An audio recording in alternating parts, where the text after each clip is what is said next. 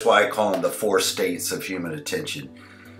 Just like with water, it's ice, it's liquid, it's water, it's steam or vapor, it's ionized water. It's just in four different states, but it's the same stuff.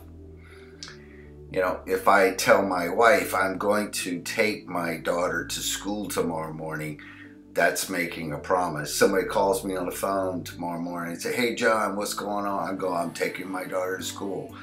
You know, how do I know when I'm done? When she's at school. If you'll notice on the chart, it's very clear. An outcome is always stated in past tense. An action is always stated in present tense. A promise is stated in future tense. The other one, the interest, is a little different. That's why it's called plasma.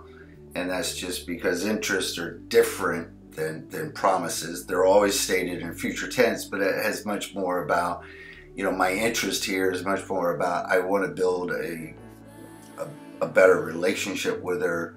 You know, I want to be perceived as a good parent. Interests kind of come in those flavors. What's important before the class, knowing that we're going to be co-authoring promises, is that a promise is an outcome, just hasn't happened yet. There's no difference between a promise and an outcome. It's just time is the only difference. One you're stating in future tense, one is stated in past tense. If you'll notice, the thing between the promise and the outcome is action.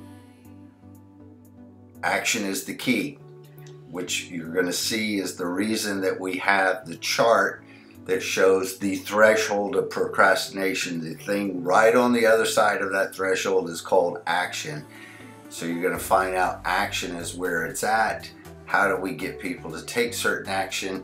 That thing that gets us from a promise to an outcome is called action. How do we get that action into play? It comes down to how well we write those promises, co-author those promises. As you'll find out in the class, co-authoring is the secret. It's the trick. It's how great salespeople do their magic. I look forward to seeing you in class.